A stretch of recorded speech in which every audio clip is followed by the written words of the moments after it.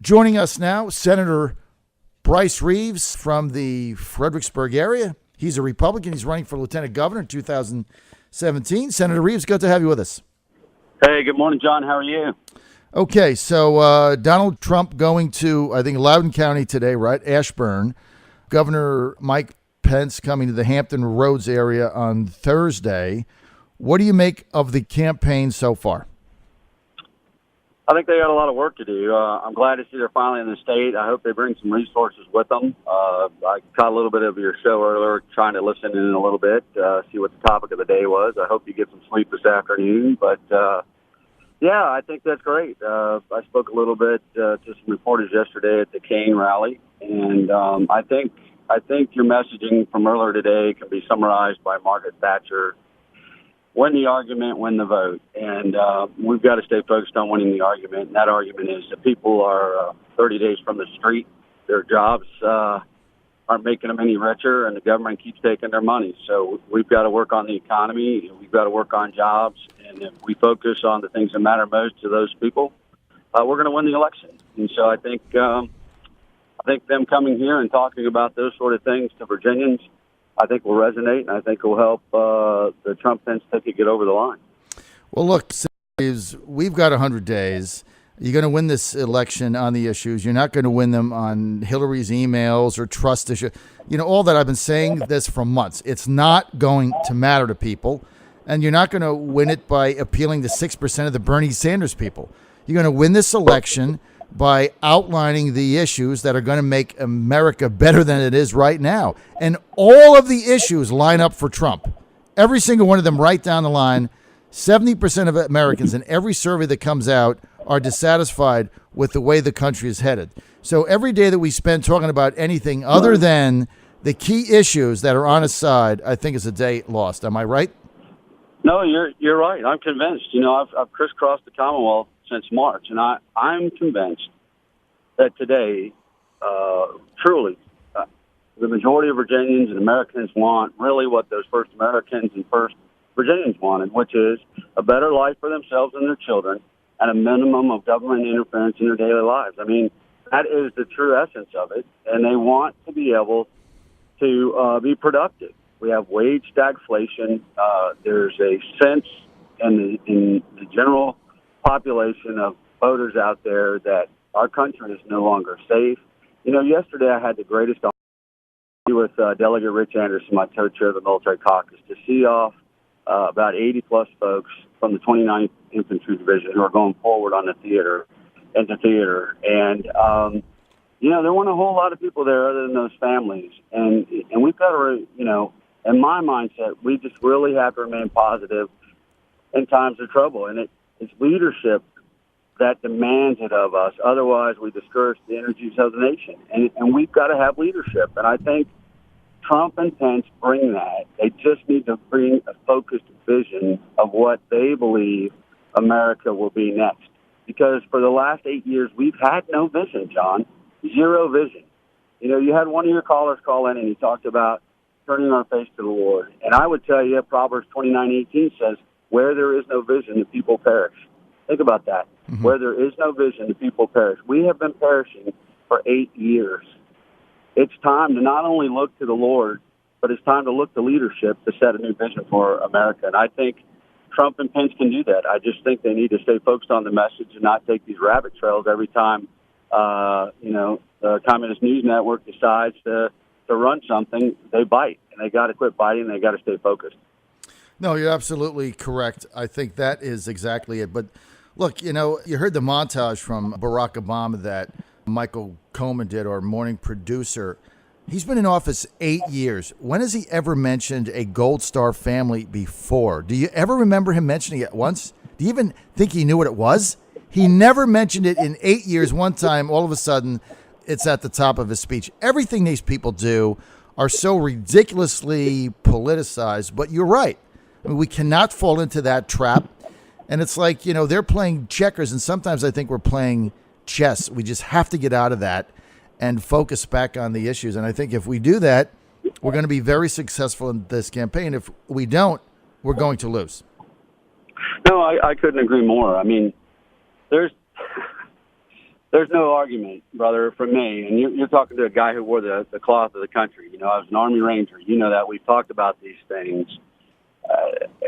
Listen, there's no argument over this war on ISIS either, in my mind. Although, if you talk to Obama, he thinks climate change is the most important issue facing our country today.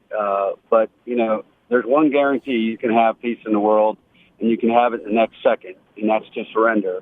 And I think what you find from Donald Trump is he's not willing to surrender our country to this ideology and to our people, the American people, to succumb to radical Islam. And so, you know, maybe he's not articulating himself as well as we'd like him to. I think that's his intent. At least that's what I took his intent at. And, you know, it's about time we had leadership that stood up to the outside influences that we have. And, you know, he's doing that. And, you know, leadership is a lonely, tough place. Mm-hmm. And you're not always going to win everybody, as you heard on your call show, you know. But the reality is we know what Clinton's going to bring to the table, and it's 4 more years of Barack Obama. Do we really, really want that? I don't think the majority of Americans want that. I know they don't want that in Virginia because I've been talking to them. Well, look, I think we got a shot to win the state, but here's the bottom line, and nobody has been a bigger Trump backer than me from even before he ran. I predicted he was going to run. I predicted he was going to win. And I was the first person in the media to say that. I was the first person in media to give him my full endorsement. And I believe we're going to win. With the nomination comes great responsibility. We're at a very trying time. And so what this campaign really needs to do is focus every day on what their issues are that is going to make America great again. I think if we do that, we win. Now, I want to switch to your op-ed on Fox News the other day. Can you share a little of that, Senator, with our audience? Well, so we wrote this op-ed. You know, I was in law enforcement for a number of years. I even worked undercover and worked some pretty tough jobs. And I can tell you, you can get our op-ed on our website at brycereeves.com or revitalizevirginia.com. But it really talks about where we are as a country and how are we going to move forward. And it really takes into effect what does it mean as a society if we are starting to attack and ambush cops, those who are trying to do their job each and every day to make life a little bit better and a little bit safer. And the reality is the op-ed talks about that nobody really wants a cop around until you need one. But these are just men and women who really, truly feel and most have a heart for service. And sure, are there some cops out there, like any other occupation field, that maybe shouldn't be cops? Absolutely. But the majority of those in law enforcement who have won a badge like myself are just trying to make a difference in people's lives. And usually cops are injected into people's lives at the worst time ever. You know, they've been a victim of a crime, they're in the middle of a domestic dispute, and you're asking people to make split-second decisions, life-or-death decisions often. And what I've done in that op-ed is challenge my fellow electeds to shut their mouths till the information's in, basically. And I probably did it in a little more eloquent manner than I'm articulating on the radio today, but that's the reality of it. And it's on Fox's main page, on their Opine page, and we were thrilled to get it out there. So, Senator, concerning our men in blue and the assassinations that we have seen, which has horrified America, what needs to be done? How do you stop this? Well, I'll tell you, one, it's leadership, and it's leadership talking about responsibility, and it's not race baiting. The other thing we can do, especially in Virginia, if you talk to the sheriffs, starting salary for a deputy sheriff is $31,000 a year. I don't know many people you can get to run to the gunfire for $31,000 a year, despite their motivations. And so, you know, these men and women serve honorably and brave each and every day for, you know, pay is important. They're not trying to be super wealthy, but they certainly would like to take care of their families. And so we need to do, just like we need to take care of our vets, we need to do everything in our power to make sure that we're giving them the tools necessary in order to facilitate their jobs. And that includes training and community relations training and outreach and all those sort of things. That's what we have to do. And then we have to we have to every once in a while tell them thank you. It's a thankless job. I can tell you, I've done it for a number of years, and we just need to love on them a little bit, I think. Okay, so you think just a little more love and a little more understanding, Well, but anything concrete? Absolutely. I think those in leadership have to take a stand, and they have to speak out against, listen, when law enforcement has screwed up, own it. When they haven't screwed up, own that too, and not just perpetuate the problem and point fingers. It's like everything in here. When you talk about the left and them taking leadership, if an incident happens, what do? They blame a gun. They don't blame the individual. They blame a gun. They blame the instrument. And let's get real. Let's talk about why is it like that? What happened? Sort it out and figure it out, but get the facts before you run your mouth. I think that's the biggest thing. Okay, let's shift over here to the nomination contest. There's 3 announced candidates in the race right now for lieutenant governor. We don't know what the nominating process is going to be. I was convinced it would be a convention. I thought the deal would be honored, but I really have no idea what's going to happen at the end of the month. So regardless of that, there's 3 candidates: yourself, Senator Jill Vogel from the Shenandoah Valley area in Northern Virginia, and Hampton Roads' Glenn Davis. Right now, the front runners are yourself and Vogel, not discounting Davis, but I call it like I see it now. He's an underdog. So why should, and you just sent a mailer out, by the way, but I do have to ask you one question. Is that young fellow with you in the woods, is that your boy? Yeah, that's my son, Jack. We do that every so often, and we enjoy it. We get that's that father-son time that so often is lacking now that I'm running statewide. But yeah, sure is. That's Jack. Well, you have a great memory. He's a handsome little dude, and good thing he takes after your wife. Now, let's get to this race. You versus Vogel. You just sent a mailer out, which is what, 8-9 months out. What is the biggest reason why people should look at Reeves and not Vogel? Well, listen, John, it comes down to experience and record. And, Virginians are smart people.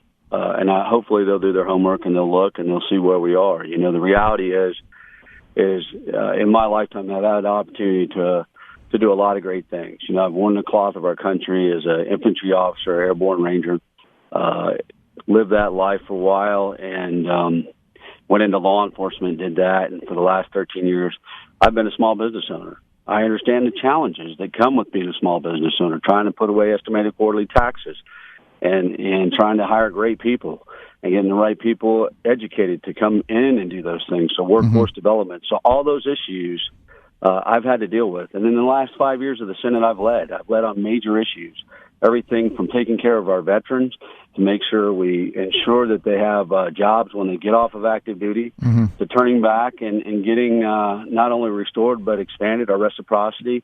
After Mark Herring had that big ruling, I was the Republican that led the way on those negotiations and got those deals done. And to me, that's important, the willingness to be able to not violate your Constitution oath, your convictions or your morals, but hold to those principles, get to the table, work across the aisle, and get constructive things done. That's leadership. So the difference between us is leadership on critical issues. And so, and it takes experience to do that. Life's experience helps. I'm a blue-collar kid from a blue-collar town. My dad is 79 years old, and today he still drives a school bus. My mom worked in the school cafeteria. I'll tell a quick story if I have a few seconds. The other day I called my dad. Lost my mom a couple of years ago, John. I called my dad, and I'm like, Dad, he's technology challenged a little bit at his age, but he had me on speaker, and he was making lunch in the morning. And I said, Dad, what are you doing? He's making lunches. Well, you kind of need to. You gain weight, all this stuff, kind of kidding him. He said, No. I'm making lunches for my kids. The kids on his school bus, John. At 79, my dad drives a school bus in probably one of the poorest neighborhoods in the Houston area, and he's making lunches for his kids. What does that tell you? That's where America is. That's the dad I grew up with, setting the example, working his tail off today. That's where I come from. My mom always said, education is not only for earning a living, but for learning to live, to serve and to lead. I'm the second kid in my family ever to get a college degree, my brother being the first. We both wore the cloth of our country. That was the pathway to prosperity for us. I want my kids, Jack that you saw in the picture, my daughter heads to college here shortly. I want that same American dream, that same Virginia, that same life that I got to grow up and witness through my father's hard work. I want that for my fellow Virginians. I want them for my kids. And I'm going to do everything I can to maintain that quality of life and grow. And that's when you talk about Trump, that's the vision he needs to set for America, because that is America. Carving out their life each and every day. See, the problem with the heart of America right now today is the heart, John. It's the heart. And people feel it. That's why they're aching. That's why they're struggling. That's why they're angry and mad, and they want to get out, and they want to, as Trump says, make America great again. There's nothing wrong with winning. Being exceptional, being extraordinary is okay.